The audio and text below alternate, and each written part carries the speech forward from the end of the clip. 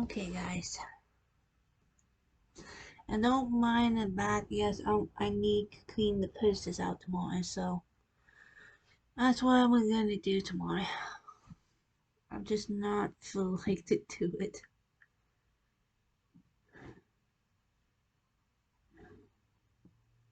Alright, let's do.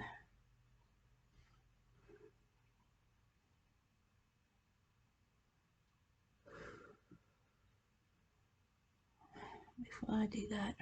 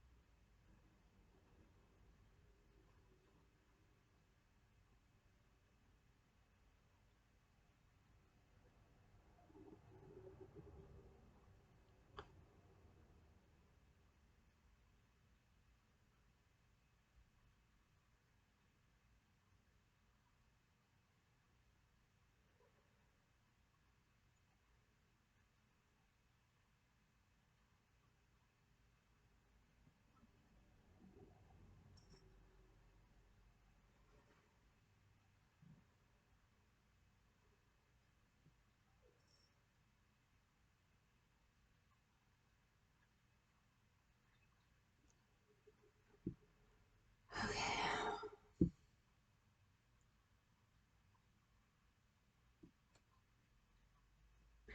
Let's do the lesbian love triangle that lead to the murder of a 12-year-old. Lift your lashes to the next level. L'Oreal Pumpkin! New telescopic lifting scarf with our first ever double hook. I can't even imagine how frightened she was. There's just no way for me to even begin to know. You smash her face in. They beat her head in with a tire on her. She was the one they set on fire. I think I've covered enough awful crime stories on this channel to prove that when teenage girls get mean, they get really mean. Yeah. This case is totally incredible. It's so shocking. But I've got to warn you ahead of time how bad it is. And horribly, all the tragedy could have been avoided if only one person involved had spoken up while it was happening. So now you've been warned, just hold on tight. Shonda Scherer was just a regular 12-year-old living in Madison, Indiana. She went to Hazelwood Middle School and lived a pretty normal life.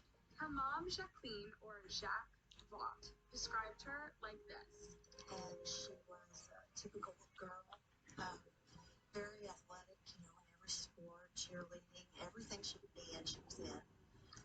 Now, Shonda really hated to upset anyone. The idea of having hurt someone else would make her really tearful, which makes what happened to her even more unbearable. On January 10th, back in 1992, Shonda was staying the weekend at her dad's house. That's because her parents. I was back in the 90s. That evening, Shonda answered the door to two girls. I wasn't born yet. Scherer could overhear that they wanted her to go with them. The super weird part, they had specifically asked for Shonda, but didn't even recognize her when she had answered the door. So her dad was worried. Steve Scherer questioned Shonda about who the girls were, but she didn't want to say and seemed to be lying about why they visited. Still, as far as Steve knew, Shonda didn't leave with them that evening. So he went to bed, and Shonda stayed up watching TV. Unfortunately, by the next morning, Shonda was missing from her dad's house. Her mom and dad searched frantically and even filed a missing person report with the authorities. Then, at about 11 a.m. on the same morning, two men were driving home past a field close to a nature reserve and an old weapons factory. They spotted what they really hoped was just a mannequin wrapped in a blanket next to the road. But I think you can already guess it was something much worse. A body had been burned inside an old blanket and left at the side of the road. The only way to figure out the identity was using dental records. And of course, it was poor Shonda Scherer. That afternoon, the sheriff's department delivered the worst news to her mom and dad. I can't even imagine how that felt. And there was much worse to come. Because what Shonda had suffered while she was missing was completely evil. Like something out of a Saw movie. Basically, all your worst nightmares come to life. But who could do something so awful to someone as sweet as her? It had to be some creepy, psycho, slasher movie monster, right? No, this was done by someone a lot closer to home. In fact, several someones. Now, a little background info is needed here. After her mom and dad had divorced, Shonda and her mom moved to New Albany in 1991. As a new kid in town, Shonda must have been really happy to make some new friends. She got really close to a slightly older girl called Amanda Kieran. Now, Shonda was still figuring out who she was and had even been dating some boys on and off. But when she and Amanda's friendship got romantic, she made a vicious enemy of another girl, Melinda Loveless. Now, Melinda sounds like the absolute last person you'd want to upset. She could probably be called troubled. I'll go into more detail on that later. Melinda used to date Amanda, and when Shonda arrived, she was totally enraged. It all came to a head at a school dance, which Amanda and Shonda went to as a couple. Believing that Amanda had been stolen away from her, Melinda went after Shonda at the dance and even threatened to end her life. Now, this wasn't just an online threat, and those are bad enough. This was up close and personal. Amanda had also back then we don't have no computers back in the 90s, by the way. After all that trauma, Shonda's mom tried to protect her daughter, who, remember, was still a minor. So Shonda got transferred away from her school to Our Lady of Perpetual Help, which was a Catholic school in New Albany. But moving wasn't really enough. Amanda kept on trying to see Shonda. Remember those two girls who visited on January 10th? They came back later that same evening, after Steve Scherer had gone to bed. They told Shonda that they were friends of Amanda and wanted to take her to meet Amanda at a spooky local ruin called the Witch's Castle. So Shonda had actually agreed to go out with them later, and those two girls were Hope Rippey and Toni Lawrence. They all got into the car with another teenager called Lori Tappan. All the teenagers were just a few years older than Shonda. But what Shonda didn't know was that Melinda was hiding in the back of the car under a blanket, and she was armed. Melinda claimed she wanted to scare Shonda and had brought a knife to make it more effective. Hope, Lori, and Toni had never met Shonda, but they all wanted to make Shonda pay for stealing Amanda away. Only it wasn't long before that scare got way out of control. Here, Hope explains how it all started. I didn't know Melinda. I'd only met her once before. That night she was agitated and she didn't want Shanda around Amanda. She was going to beat her up. It was going to be Melinda teaching Shanda a lesson to leave Amanda alone. They drove out to the witch's castle and threatened Shonda, saying that she had to stop seeing Amanda. Melinda was more taunting her, and I was being a bully too. I was laughing at her, making remarks about the situation. I bet you're going to leave Amanda alone now.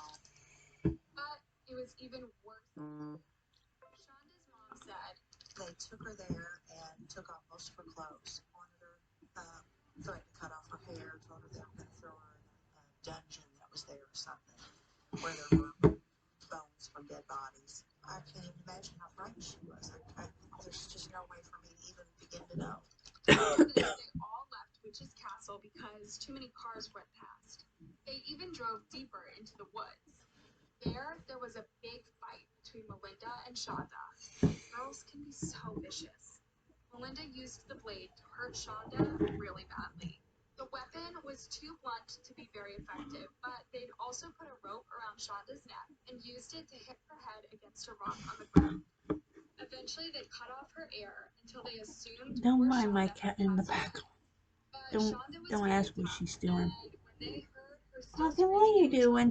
they just drove around with her still in the car, not knowing what to do next. I just didn't know what to do. I didn't know how to stop it. I know that it's selfish, and I know that it's wrong. But they had already gone way too far, and they just wanted to cover up what they did. Honestly, that was all they seemed to care about. While Shonda was still suffering in the trunk of the car, two of them hung out at a punk rock gig. And another even went back to one of their parents' houses, spoke to their dad, and then came back to the car. There were so many chances for even one of them to help poor Shonda, but nobody said anything. Shonda went through awful things that night, including a violation in the worst way, using the car's tire iron. Jeez. But when they still couldn't seem to end her life, the four monsters decided to tie her up inside a blanket and set it on fire. They bought a 2-liter soda bottle, emptied it out, and refilled it with gasoline. They dumped Shonda on the ground out by the weapons factory. Hope was the first to pour gas. Oh, that's where they make it at. Actually, All the she was guns. still fighting to live. But I as they didn't drove know off, there they is realized gun the fire factory. didn't take, so they drove back and tried to do the same thing, I guess using it the was rest of the gas.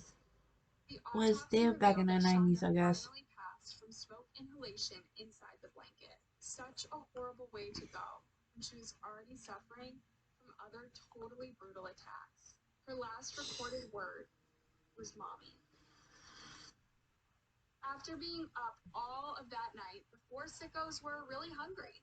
They went to a local McDonald's where they actually laughed out loud about how poor Shonda resembled a breakfast sausage. I have no words for this.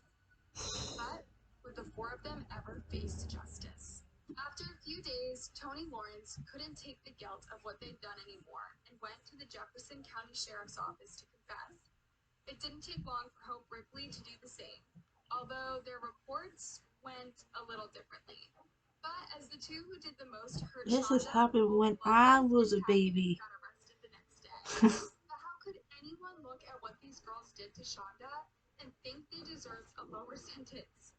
I guess part of it is that most of them had extremely dark childhoods. Melinda had a disgusting father who abused her, her mother, and her sisters too. Lori Tackett's parents were also abusive. She often tried to end her own life and worship the occult. Tony Lawrence may have been violated in her early teens. Only Hope's involvement mostly came out of nowhere, and she now claims she did the least to poor Shonda. Initially, they were all tried as adults, and all got 60 years. But after a lot of appeals, they got their sentences cut way down. Only Lori didn't appeal and served all of her time. And as of early 2023, all four of them are free. Tony Lawrence even has kids of her own now. But what's even sadder is that they took another life that night. It just took longer to kick in. Shonda's dad, Steve, eventually died of alcoholism in 2005, aged just 53 years old. He just never got over what had happened to his daughter. Sometimes it's just impossible to recover from something so awful. Yeah. Shonda's mom has spent years trying to understand what they did and find some closure. I never don't miss Shonda. I never don't, talk to her every day. She is still a part of my life. Nearly 20 years later, she's learned about a program that lets prisoners train dogs to help vulnerable people, which Melinda Loveless was a major part of. In 2012, Jack Vaught donated a dog to this program specifically for Loveless. She said, "It's my choice to make. Shonda's my child. If you don't let good things come from bad things, nothing gets better. And I know what my child would want. My child would want this." So although nothing will ever bring Shonda back, and nothing can alter the horrible things that the four girls did to her, perhaps Shonda's mom and sister can move on with their lives. What do you think about this case? Why do Sad. you think nobody said anything to help poor Shonda? And is it fair that they are all free now? Let me know in the comments below. Hurry to Kohl's February clearance event for savings you don't want to miss.